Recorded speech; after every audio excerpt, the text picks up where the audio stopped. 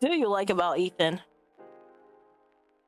I mean, I like his enthusiasm for what it is that he does. Like, he knows what he is about.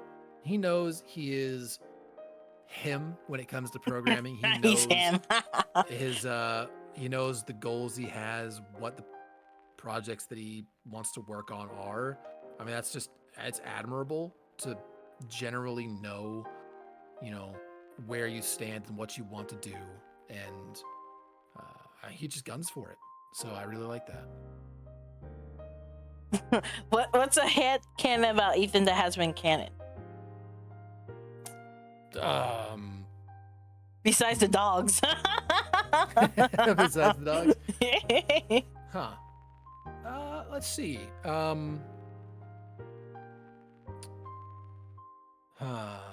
feel like I want to peek back a little bit. Let's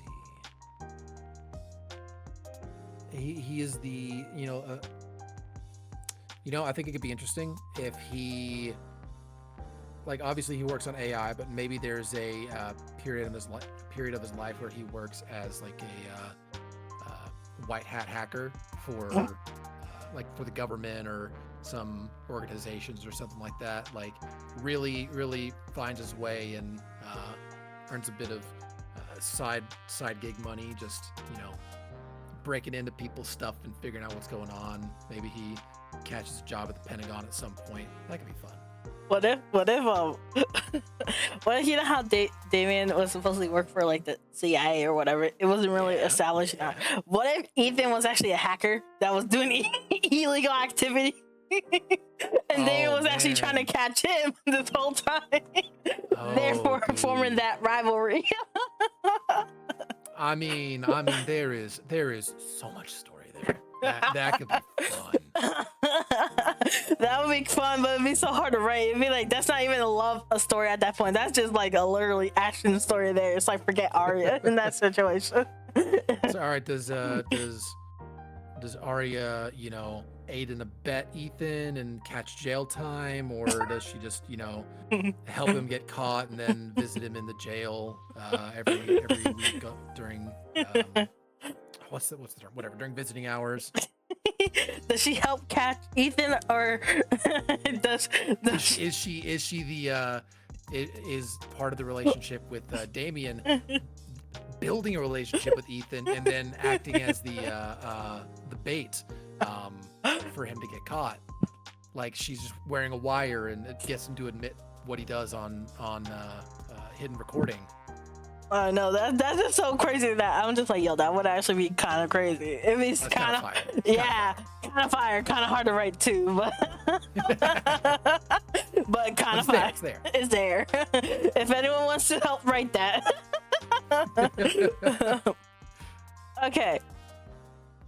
So you mentioned Damien and Ethan should have had a rivalry dynamic. How do you think that could have played aside from this whole Pentagon situation? How could the outside line of the headcanon? The love triangle. How can we put that more into play? I feel like I'm not really sure, to be honest. I feel like Damien is going to be more of the type to want to go out, be more, public about things and just be out there with Arya, do things, whereas Ethan might be lean a little heavier towards staying in, going to more, I don't want to say secluded places, but places that have a certain level of enclosure, where Damien might have a bit more openness. And that whole thing could be what does Arya like to do? Does she like to be in more intimate spaces, or does she like to be in more open air, out there and being seen? And it could just it could cause some friction.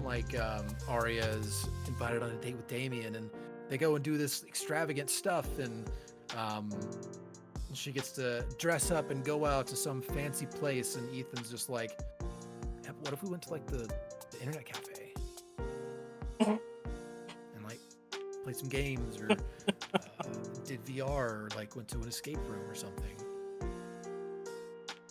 I don't know. I feel like there's, obviously I'm no expert, but I mean, I feel like that's something. Could be something. I was like, do I go fine dining or escape room? Ah, the choice. Yeah, that's the choice. The choice. Well, do you think it should be more of a rivalry or more of like a bromance? They're like, oh my goodness, bro, you know what? I support you instead.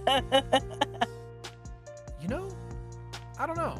I feel like there's a world where they could get along, but I think their personalities are vastly different. I mean, it's shown in the like first minutes of the game where Damien just struts up and approaches Arya, whereas Arya startles Ethan, who's hunkered down in his own world. So I feel like they'd clash, but they might have some level of like, you know, respect for each other. Oh my gosh, that was so funny how you mentioned their big contrast. Because it's literally like the whole approach is that they're complete opposites, which is why they're like male second first lead.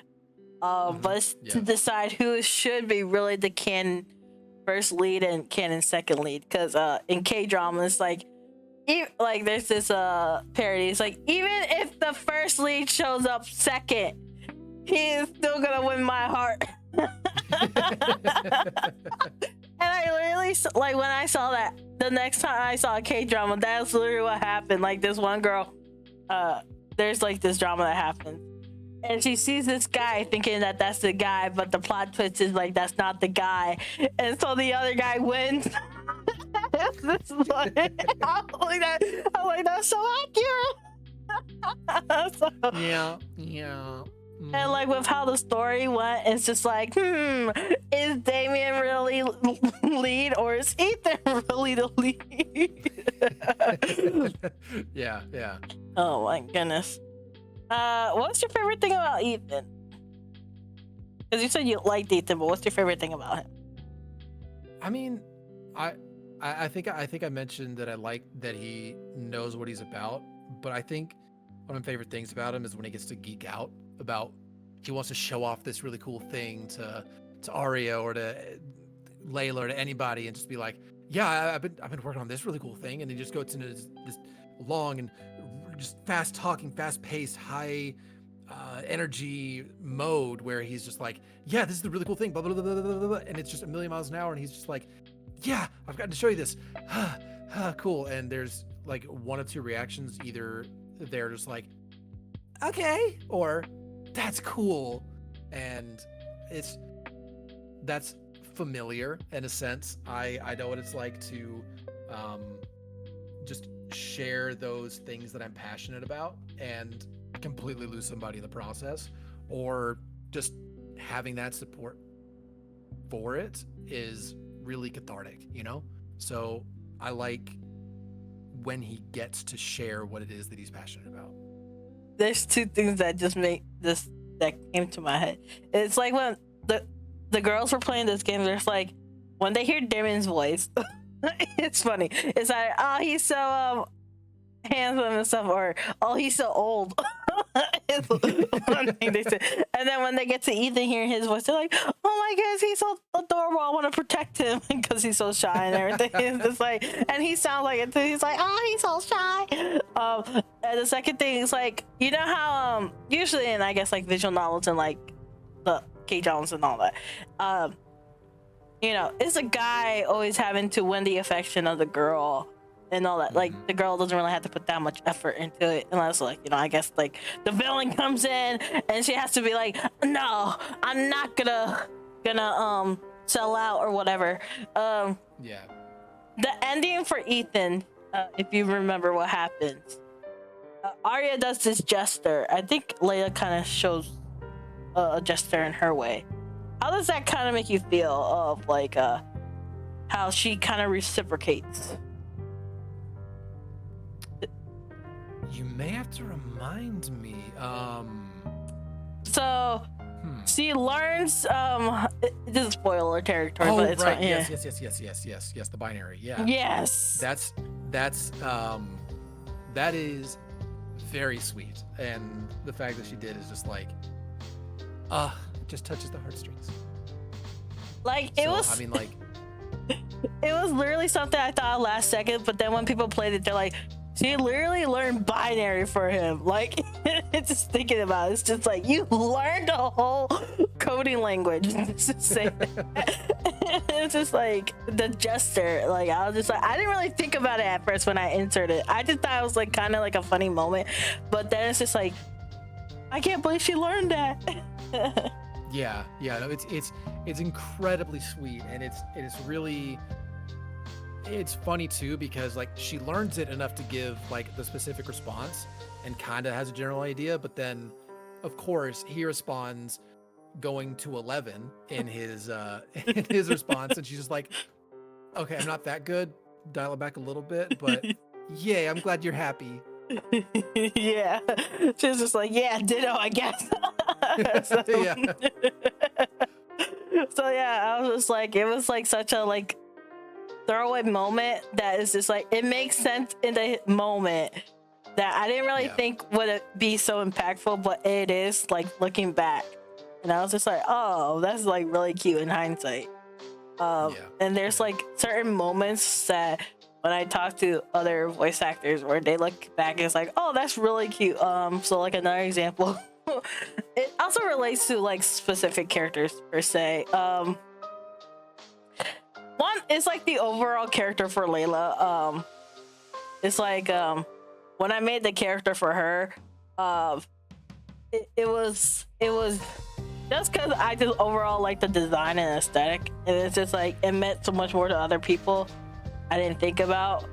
And then it just went over the top, and so like the when all that happened, the other boys ended up being fleshed out, and like the whole dynamic ended up being fleshing out her and then the arcs between the twin. So it's just like every other character started getting influence. So it's just like, it's funny seeing how a little change can make such a big difference and have like I don't think you ever played 999, but I like to call it like the snail effect. You know what's funny is I actually have played 999 with some friends. Oh snap. Yeah, it was a Zero Time Dilemma, the last one in the series. It's like played the first. Okay. To be fair. Yeah. Okay, well the first one is like, it doesn't talk about the snail effect, but so fair enough. Yeah. Enlighten me on the snail effect then, please. So okay, the snail effect is like the mom walks on her daily jog. She sees the snail on the side of the road. She decides to get out the snail's way because she didn't want to hurt the snail. Because of this action, she ends up encountering someone, and this someone kills her. If she had not gone to the different side of the road, she would have stayed alive. So essentially it's the butterfly effect. Yeah. So yeah, but like doing that tiny change kind of ripples into the butterfly effect. Right. Yeah. So that, I just thought that was kind of a cool moment. It's like tiny changes that rippled into a butterfly effect for like a lot of these characters. Yeah. I mean, all it takes is one person to budge just an inch. What is your favorite thing about Ethan? Is Ethan your favorite character in this game? Yeah, I'd say he's my favorite character for sure. Yeah, I think my favorite thing about him kind of stems from the fact that he's, similar to myself. I mean, I went to college for software engineering. I found that was where, a passion of mine lied. And, I wasn't terribly experienced in relationships at that point either, and just throughout college and after, I learned more and more, and eventually found the person that I really did want to spend the rest of my life with. And it's fun to kind of step back into that period where he's the unexperienced, the reserved version that still is just unexperienced, and what's the other word I was looking for? Just the young element. It's good to be young again, kind of thing. I mean, he's only like 10 years younger than me at this point, but still. 10 years. I don't remember. That's a lot at our stage of life, Yeah, back in my day. Back in my day when I was in college. You're like, oh man, college days, those were so old. I'm so old now. Pretty much. Oh my goodness.